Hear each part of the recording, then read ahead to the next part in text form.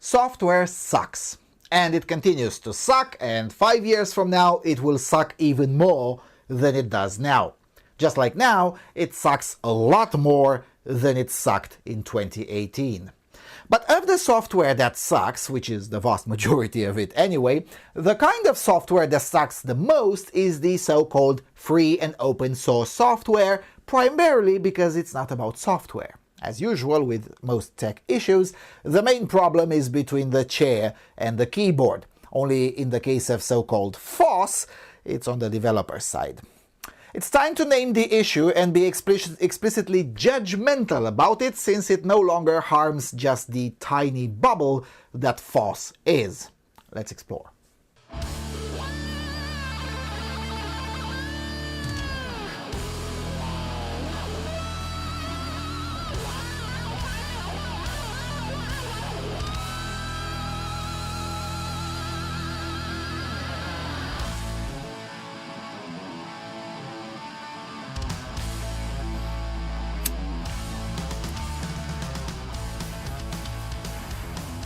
Hello everyone and welcome to the Freedom Alternative. Alright, I've been wanting to make this video for quite some time now, but kept on postponing the ticket for it due to lack of inspiration on how to frame it and how to phrase it. What ticket? Well, at the Freedom Alternative Network we now keep a ticketing system so as to be able to keep track of activities and videos that need to be done, the progress of work on each video, and some administrative stuff too. If you join the donor circle, you get to access it, at least a portion of it. It's a way to keep the activities also transparent and open to the donors. Now, the purpose of me saying this is not just to shill membership to the donor circle, although it is part of it for sure, but to also get the opportunity to mention that the software used for this task is also open source, and it's installed on a Linux machine using a FOSS web server. You see, I despise FOSS not because I don't understand it, but precisely because I do. I've been using Linux as my standard operating system for over 20 years, and I still do for the most part, but increasingly less so lately, because I'm done waiting, and even more importantly because not only the systemic problems of FOSS aren't being solved at all, but in fact are getting far worse and with increasingly negative consequences on people who've done nothing wrong other than owning a computer and wanting to use it, and who have no recourse whatsoever because in the FOSS world there is no fiduciary responsibility, no consumer safety, and in fact the consumer isn't even an afterthought. Fuck the end user is the absolute norm in the FOSS world, and that is cancer. Alright, so with that out of the way, let me tell you why software in general sucks, and particularly the free and open source software, by starting from the example that inspired me to make this video to begin with. In the end, of course, I'll get to politics, and the absolute civilizational menace that nerds are, and what a colossal mistake was committed by letting the nerds out of the closet. So, about 2 weeks ago, I got an email telling me that within 19 days, logging into the back-end ticketing system may become impossible unless I renew the certificate. Okay, fine, it took several minutes to fix this for now. I'll likely be in the same trouble 2 or 3 months from now, yet again. But why is this necessary? This wasn't an issue merely 5 years ago, and hasn't been an issue for most of the existence of the World Wide Web, so why now? And the answer is allowing the nerds influence outside of their bubble. Up until 3 or 4 years ago, the vast majority of the internet users, including the vast majority of owners of small websites like myself, didn't have to know what HTTPS is. Unless you were collecting personal and especially financial data, it was implicitly understood by both normal people and nerds that this whole thing is not needed. But from 2018 onwards, taking advantage of their position of power and privilege over normal people, and yes, I will use such language, the terminally online nerds, bankrolled by psychopathic, secretive, moneyed interests, started pushing for their little toy to become mandatory for everyone. Collateral damage be damned. Now, this created some hilarious moments too, such as Oil and Gas International having to explain why they collect credit card data and passwords in plain text, even though they still do that today because, well, because they can. The only ones who can't do that anymore, as always, are low-tier plebs. However, this push also created quite a few real-world problems too, such as foreign nationals stuck in ISIS-controlled territory not being able to access critical information from the Ministry of Foreign Affairs or even the news, since most news websites didn't bother with this nerd policy until 2020 or even 2021. Why all of this? Well, for starters, because there's some utility in all of this, as I acknowledged earlier. But to ram it down everyone's throat meant more money, either directly for the companies that sell the certificates and for the self-styled IT consultants who would get an extra shekel to fix the problem in various small and medium-sized organizations, or indirectly for the web hosting companies who are able to stealthily increase their prices just a little bit under the justification of shouldering this burden as well. Great grift. And the so-called FOSS people benefited too, on one side by getting more donations from moneyed interests to push this further, and on the other side by increasing their influence and power. What moneyed interests? Well, as of right now, if you're not willing to pay $1,000 a year or more in order to have your website visible to the entirety of the general public, your only free of charge option is Let's Encrypt, which is a non-profit certificate authority run by the Internet Security Research Group. The ISRG is anything but free or open. It's a so-called public benefit corporation, which is a form of governmental NGO, basically. And party of this initiative are Akamai Technologies and Cisco Systems, both being multi-billion-dollar corporations with no interest in freedom or open source. Now, all of that would be fine if the FOSS crowd wouldn't insist that they eschew proprietary and corporate software out of commitment for the ever-elusive FOSS philosophy, all while at the same time backing big data initiatives from multi-billion-dollar corporations to effectively raise the barrier of entry for speech on the internet. Because in practice, this is what this amounts to. When regular Joes hear this stuff, they immediately identify building their website with onerous recurring costs, and the nerds reject that as ignorant nonsense because, well, it's free. Well, yeah, it's free if you know your way around a Linux terminal, which is far from free. It is in fact a highly specialized knowledge that nobody should be compelled to learn in order to be able to speak freely on their own website. And that's how we get to the main issue with FOSS. The overwhelming majority of so-called free and open source software simply sucks.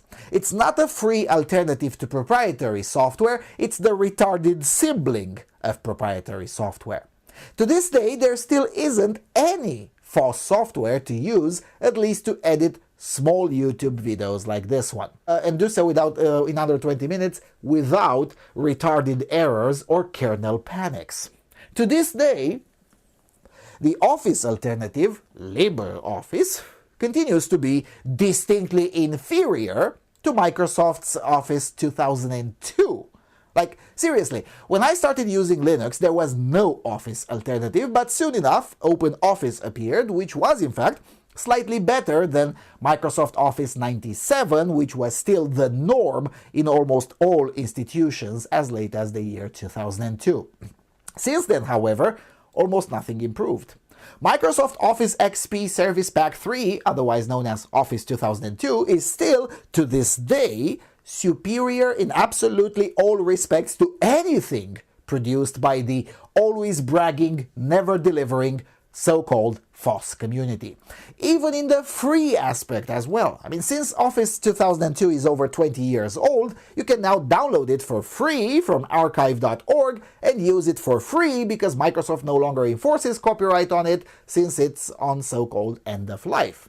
The only real downside of it is that it doesn't natively recognize docx and other post-2007 formats, but even for that there is a free plugin available on Microsoft's website.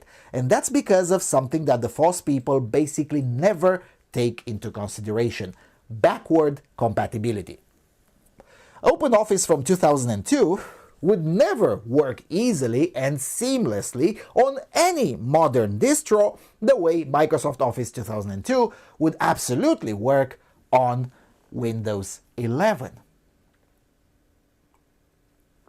And then there's the lack of ethics and consideration for the user.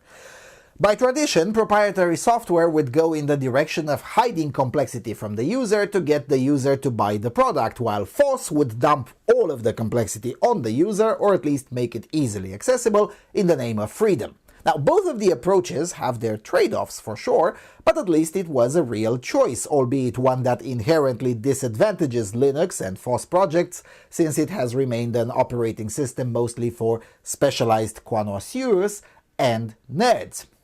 But in other ills, both FOSS and proprietary are going together in the wrong direction, the direction that screws the user over.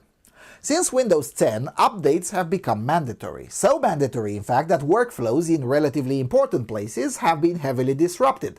People woke up the next morning with a different operating system. You all know the stories. There's millions of them out there on the internet. What did the FOSS crowd do? Well, basically progressive corporatism under the speed limit. Yes, your operating system won't be changed literally overnight if you're using Linux, but over the last 4 years, multiple critical components of your operating system have been rendered dysfunctional, and that was by design, and far worse than on Windows, in such a way that if you don't update, you're simply not permitted to use your computer.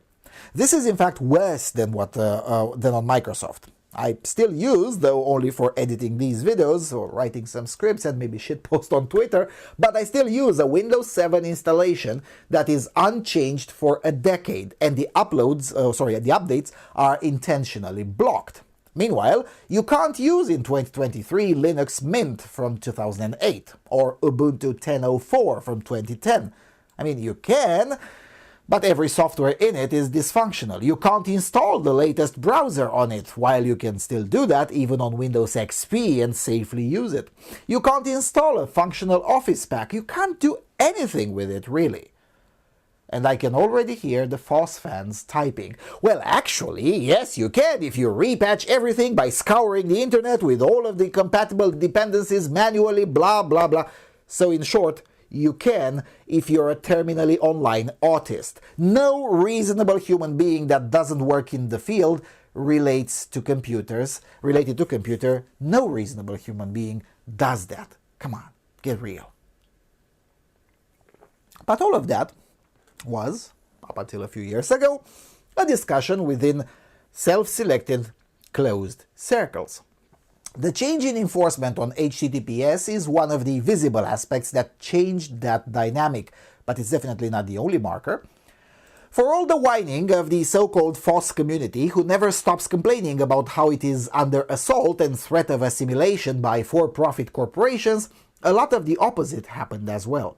The previously niche idea of software as a service has now been made mainstream, and multiple corporations tried their best to shove it down the throats of regular people. But the idea and the practice of it is not a corporate one, it's a FOSS one, emanating from the inherently communistic ideas that have been floating around FOSS spaces for decades.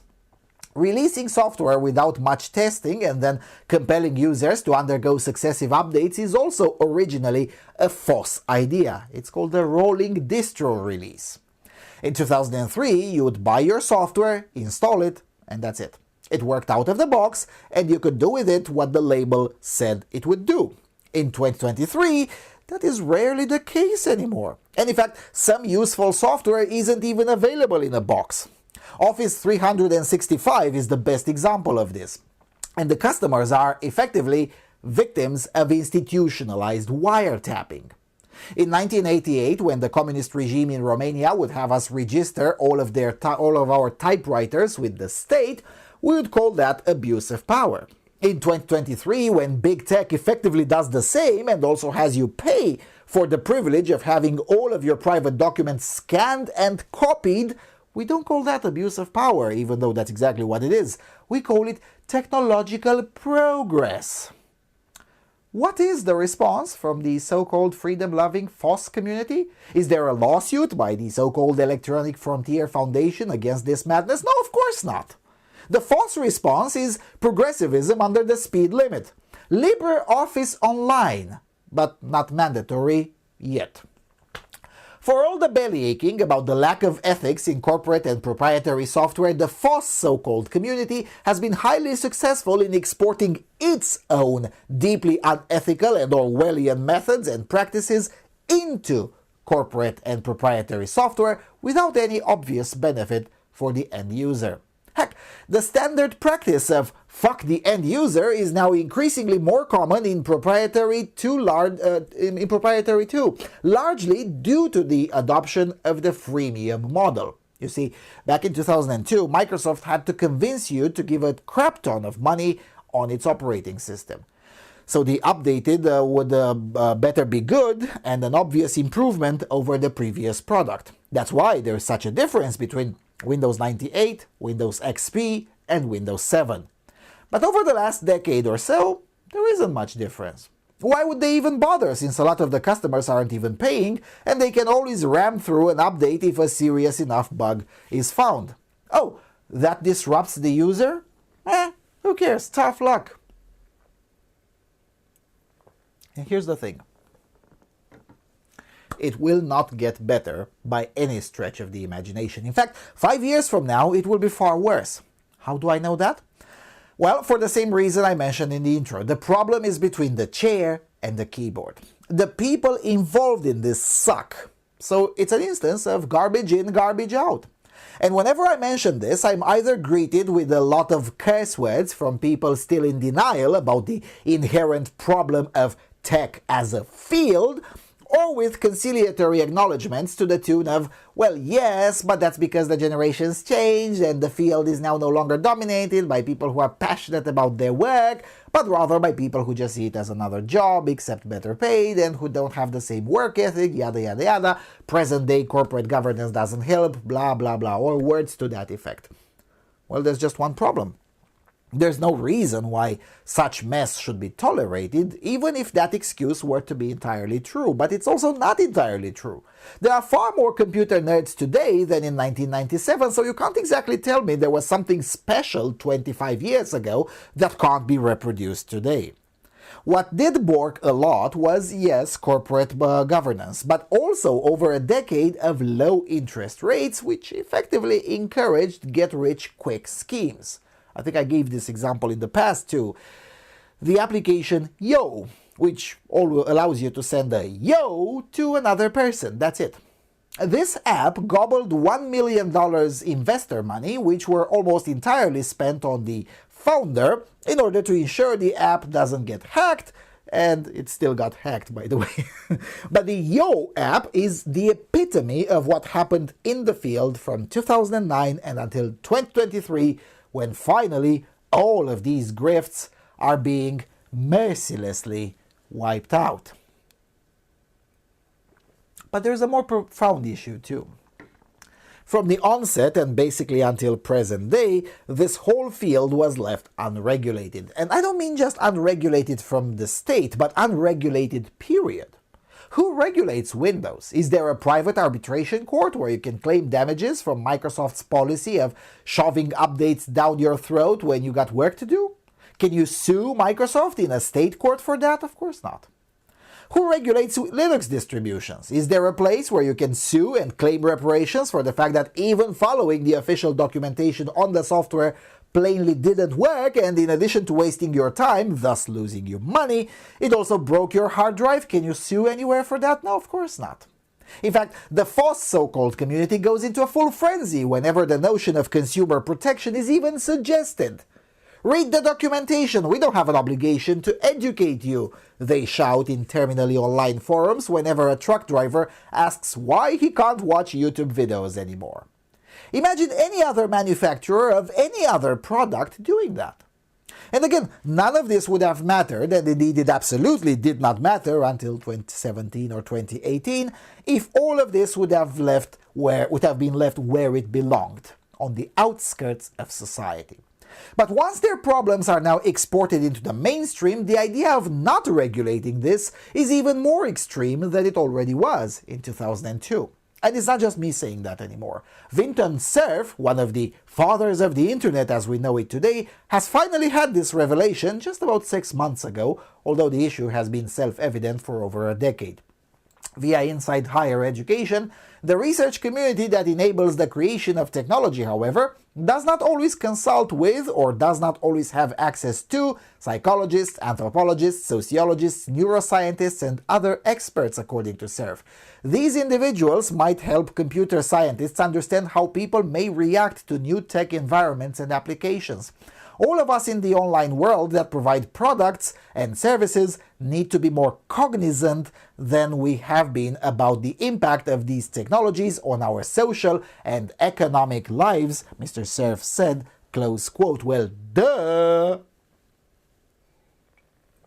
But even Mr. Cerf doesn't go far enough, because the issue is not just lack of input from sociologists. If anything, we can skip sociologists altogether, but lack of input from anyone part of the capital M majority.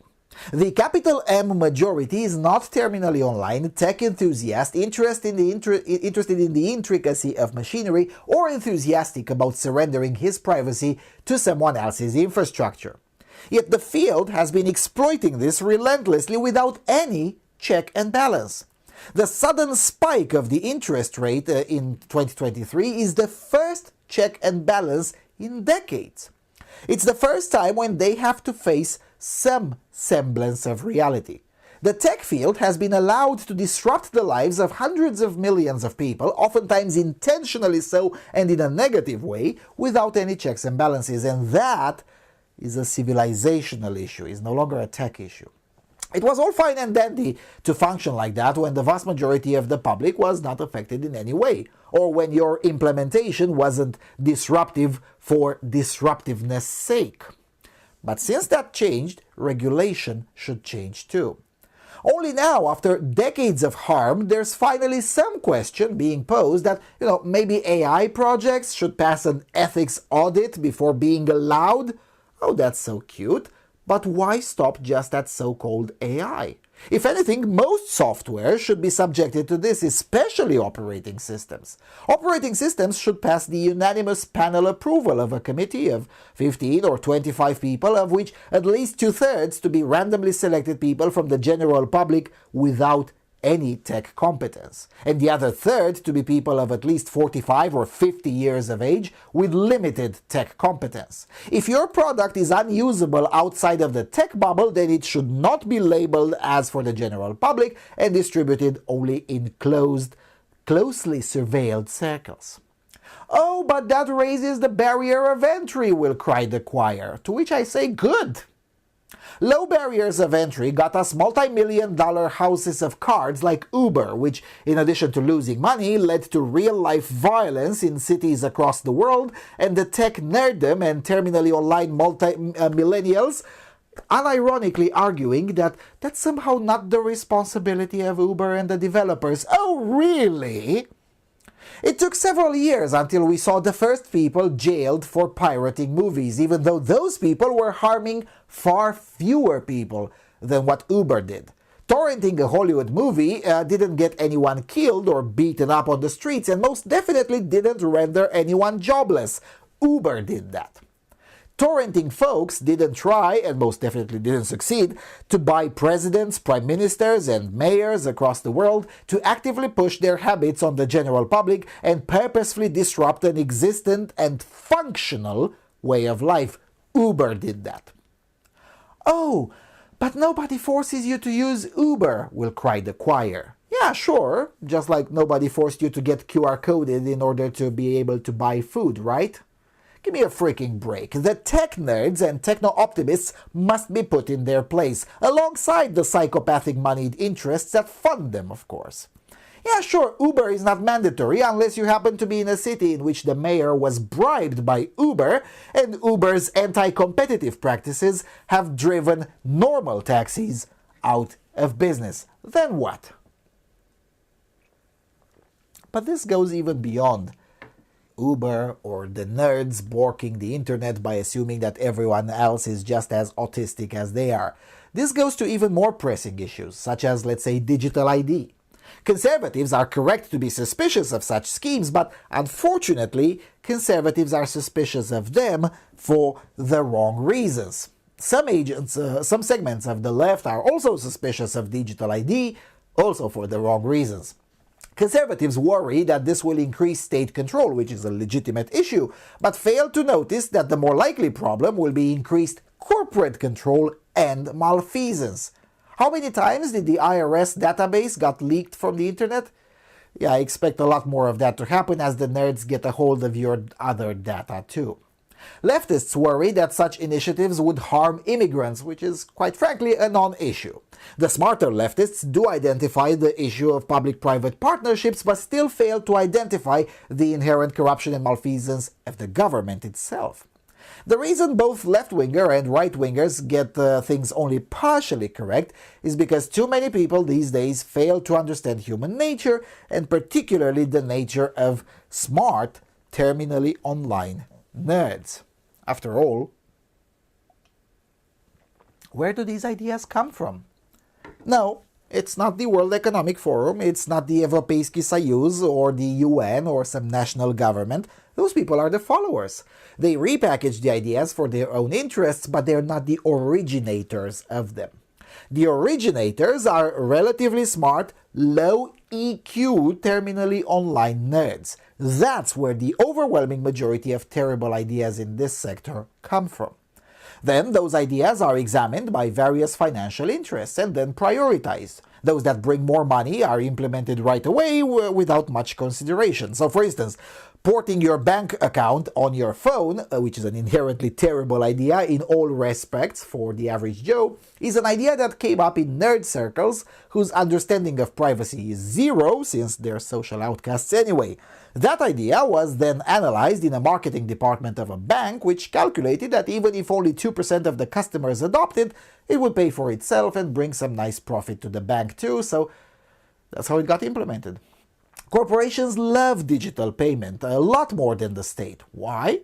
Because corporations have a department full of people who are busy studying how to make you spend more on their products. And statistically, people spend more when they spend digitally than when they spend physical cash.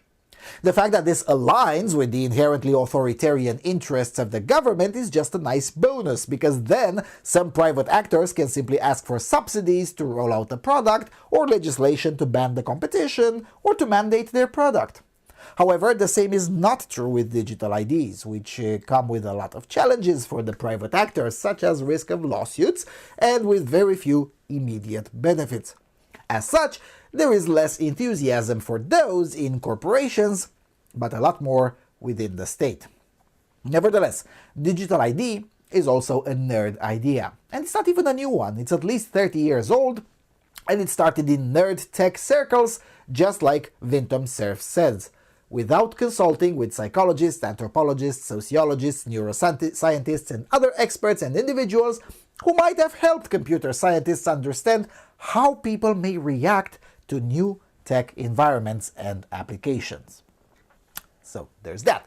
Okay.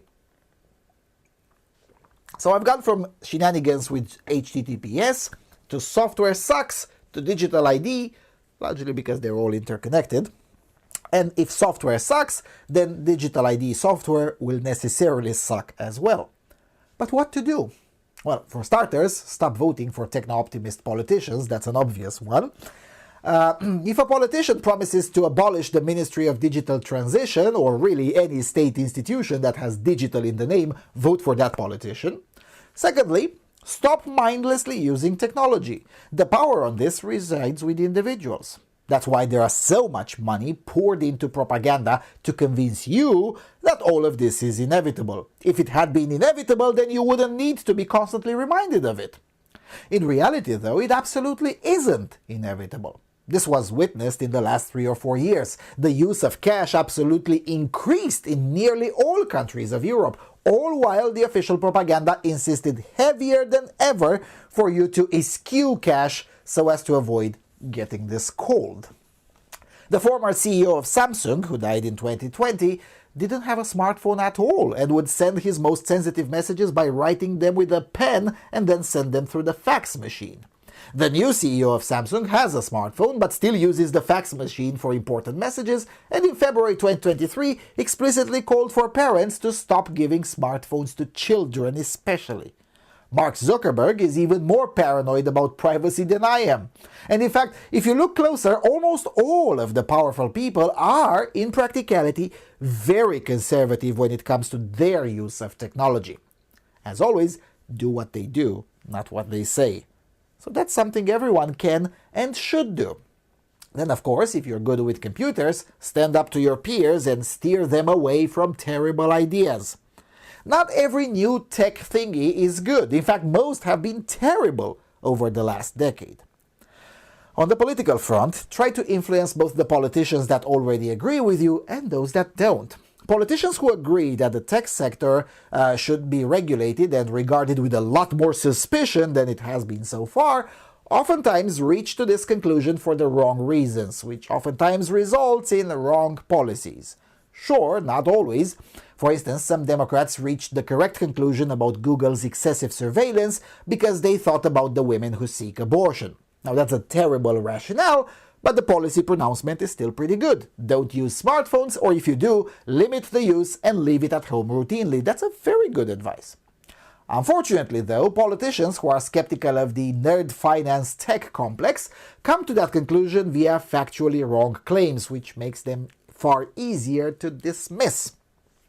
Instead of talking about the mark of the beast, which is a turnoff for 80% plus of the public, have your favorite politician on this issue talk about privacy, abuse of power, and yes, uselessness. It's so rare to hear someone talk about just how useless most of the so-called modern consumer-level technology really is, and increasingly business-to-business too. Also, at an institutional level, we have to open up the conversation on arbitration and private regulation through consumers rather than opaque committees of unrepresentative people. The people who decided to ram through the HTTPS madness were not representative of either website owners or of the wider public. This may not seem important now, but it absolutely is if you look closely. And you don't even need to go conspiratorial about it. Just like a certain website was taken down for a short while because of one single individual who happened to be employed in the correct organization, what makes you think your private data can't be leaked or weaponized against you in the same fashion? It's not the governments that wield the most power on the internet. That would be bad in itself, but it is terminally online nerds who wield it, which is arguably far worse. Because those people do not have the same thought patterns as the general population. And unlike governments, they're also not even in theory accountable to the general public either. And since they've been allowed to introduce all sorts of garbage alongside fucked up shit like digital ID into the public conversation with zero oversight or accountability, we should assume that they'll never stop unless they are stopped. Yes, the market corrects a lot of excesses, but not always, and routinely not fast enough. We are to the point where we legislate against trans propaganda in schools. How did we get here? Well, not taking down Tumblr in 2012 has consequences. And keep in mind, our enemies know this very well, which is why they continuously try to intimidate and harass tech companies to do their bidding. Meanwhile, we don't, even though our position is routinely the majority one. So yeah, to sum up, software sucks because we allow nerds and geeks to wield a disproportionate amount of power in a strategic field that should definitely be more regulated explicitly by normal people and through policies and institutions that hold an explicit and unapologetic anti-nerd bias. The fact that software sucks is no longer a contained bubble, as it was the case between, let's say, 1988 and 2018. The decisions made and ideas disseminated by these unaccountable nerds now negatively affect hundreds of millions of innocent people who've done nothing wrong. There's no way that kind of power should be left unchecked. The solution to tech abuse is not ludism, but tech conservatism. The current assumptions related to technology must not be viewed as value neutral, because they absolutely are not, but they have to be seen for what they are: an inherently politically biased set of assumptions that should absolutely be challenged every step of the way and preferably improved. One such assumption that must be challenged as soon as possible is this: we can, therefore we should. It's a fundamental assumption currently omnipresent in tech circles, and it must be overturned and replaced with the much wiser just because you can doesn't mean you should. Yes, you can move all Office applications online on someone else's computer, but should you? Especially by taking away any sensible offline option? Yes, you can make electronic payments, but should you? And to introduce such questions, necessarily, as one father of the internet correctly pointed out, you have to terminate the assumption that only tech geeks get to have a say in how all of this is conducted. Quite the opposite, I would argue. No tech product should see the light of the day until it's been audited by normal-in-the-head people. Anyway, I've gone for too long already, so I'll stop here.